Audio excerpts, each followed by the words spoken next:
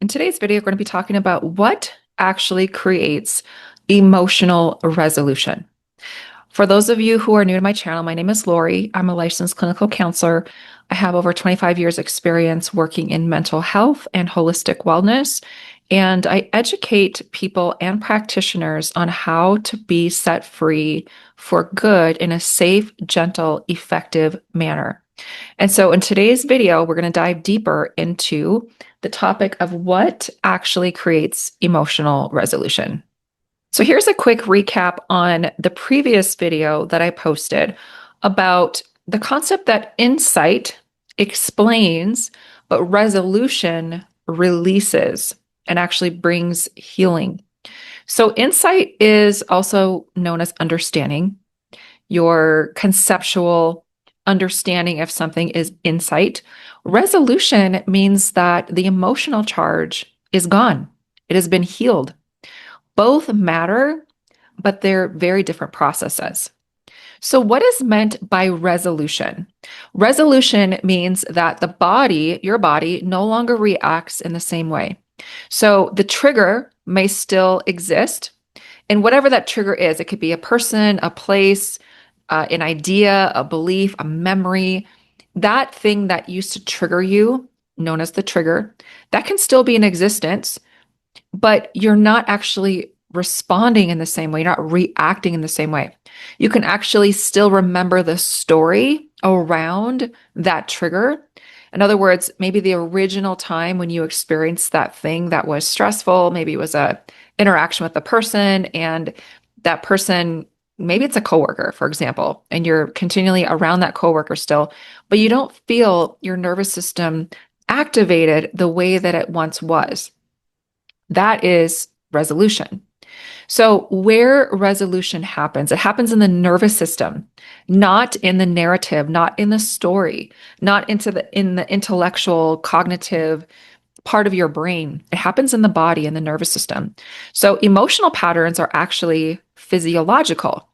They are information, tiny little information substances that are physiological, and they reside in your body. So, those emotional patterns are stored as safety or threat responses, or at least they can be, right? So the body, your body must update its sense of safety. When you're noticing, if you notice any kind of trigger, particularly triggers that continually reactivate you over and over again, and maybe even activate you once, and then 5 years from now, you get activated again. So it doesn't necessarily have to be back-to-back triggers. It could be a trigger that you feel now and you think it's resolved, and 5 years later, it's like, oh, here it is again. So the body, the nervous system, actually must process those physiological emotions out of the body. And that's where resolution happens. So the key ingredient, though, in order for that to actually take place, is that safety is required. And I've touched on that in the last few videos as well. Safety is what allows the release. Safety is what allows the nervous system to drop its guard a bit, enough to allow you to release the physiological component of the emotions and the emotions that don't feel good in your body. So the nervous system only lets go when it feels safe. The safety is not intellectual reassurance. So as much as we can talk ourselves and tell ourselves, I'm safe, I'm okay, I'm safe, I'm okay. I'm not saying there's anything wrong with that, but it's not generally going to move the needle nearly as much as actually allowing your body to feel safe. So it's a felt embodied experience, not an intellectual one. Why forcing doesn't work? Force just increases protection. Think about that. When you're pushing through something or you're like really exercising willpower, that can backfire. It can send a message to the nervous system that, oh my gosh, I am being forced to do something. And then it goes in the protective mode again. So the system tightens under pressure. It worsens things. And this is why some healing can feel exhausting or endless, particularly if you're really just trying to power through and push through. That can be very taxing to your adrenals, to your mental capacity, to your energetic just your overall energy and your physical stamina. So it can really begin to exhaust you. What actually allows the change? Gentle access plus a regulated nervous system plus subconscious engagement. Those three things are a powerhouse for emotional healing.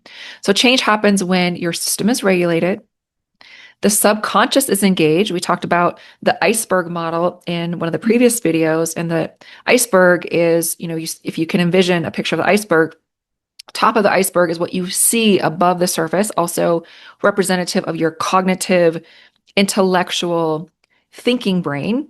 But below the surface, where the vast majority of the iceberg is the subconscious, where your emotions are housed and the nervous system is part of that process. So when we can engage the subconscious, what's below the surface in the iceberg model, that's going to be really helpful in creating lasting change. So the body feels supported, not pushed, not coerced, not forced. It feels supported. That's a very nurturing feeling. It's very gentle, very supportive. And this is when release can feel surprisingly calm. Why resolution can feel subtle at times. So resolution is often quiet, not always. I mean, I've had plenty of cases where I was working with a client and they did have more of a cathartic release where maybe they just started sobbing and they couldn't, believe that they had so much emotional pressure internalized, and when they released it, they felt so much better, and it was more dramatic, if you will. And I've also, experienced and witnessed working with clients who had a significant amount of trauma that was stored in the body. And initially, what happened with, I'm thinking one client in particular, where the body actually started kind of shaking, much like you see an animal when it's getting chased and it's a life or death situation, it's being chased by a predator and it escapes the predator and the body actually shakes. If you think of a deer, for example, it will actually shake after that fight or flight response when it's, fleeing the predator. It will shake that kind of trauma per se, or that adrenaline response out of the system. And then it goes back to eating and being at ease and, not being all frazzled, right? And so that is something that I witnessed with a client as well, where the nervous system was so filled with charge that it shook a bit before it came back to homeostasis. But there are so many experiences that I witness with clients where you don't necessarily notice a dramatic effect and they experience an internal dramatic impact over time. So for example, they'll come back the next time I see them and they'll notice, that thing that actually caused me panic and anxiety, it used to be like a 9 or a 10 out of 10 and now it's like a 4 or a 5. Like it really took the edge off and now they feel a lot more in control. And then after we do even more healing on perhaps another layer of whatever was causing that panic or anxiety in the first place, now it's down to like a 1 or a 2. But it's not this drastic, dramatic, cathartic experience. It can be, but it doesn't have to be, is my point. So, what people will often notice is not reacting the same way, responding they're able to respond rather than react. They feel more calm in their nervous system. Their mind is more at ease. Their sleep has improved. Maybe even physical symptoms that have been manifesting as a result of this internal emotional stress pattern, that begins to subside. Their digestion improves. There's so many examples I can give you of all different types of pain, including chronic pain, that has improved as a result of this emotional healing. The other comment that I'll hear from comments is it's just not there anymore. Whatever was causing this triggering response, it's just not happening anymore. And so this often surprises a lot of people because when they're experiencing the emotional healing during a session, they notice it's gentle. And so, a lot of times, especially in our culture, especially in American culture of like the hustle culture of like, you need to go hard or go home. Sometimes that conditioned mentality can follow us into a healing space, or we feel like we need to go hard or it's just not going to be effective. And when it's gentle, we might think to ourselves, well, I don't know how effective that is. It was so gentle. Can it actually be effective? And they come back and they're like, I am surprised. I feel so much better. And it didn't take a tremendous toll on my mind and my body. So that's a really neat thing. So, foundations of nervous system based healing is that the method matters less than the principles. The principles are the most important. There's a lot of different methods out there that are really helpful and really effective at transformation and emotional healing, but it's the principles, the foundational things that those frameworks can be built upon that creates the lasting change. So in one of the previous videos I talked a lot about attunement and how important that is, how important it is for your body to feel safe with your practitioner, your doctor, your coach, your teacher, whoever you're working with. When you feel that that person is attuning to you, is holding a space where you can actually let down your guard, that is the single most effective ingredient for any kind of healing. No matter how many titles and certifications and licenses a person has, if they don't have those foundational pieces, it can really, they can really just miss the mark. And you might not feel like you're in good hands when you're with that practitioner. So safety matters most. So the principles of safety, regulation, and access to the subconscious, where the emotions reside, those are the principles that are key to lasting change. So integration and relief. So if resolution, not revolution, well, it could be revolution too, but if resolution hasn't happened yet in your life, it doesn't mean that it won't. So I hope that you don't feel discouraged. And even if you do feel discouraged, it's okay to feel discouraged. I hope that you don't lose hope. My hope is that you have some optimism about the fact that actually healing is possible, even if you haven't experienced the depth of healing that is possible for you yet. So readiness follows safety. When you are in an environment that feels safe to your body, the readiness follows. Your body's like, okay, I'm ready to do this now.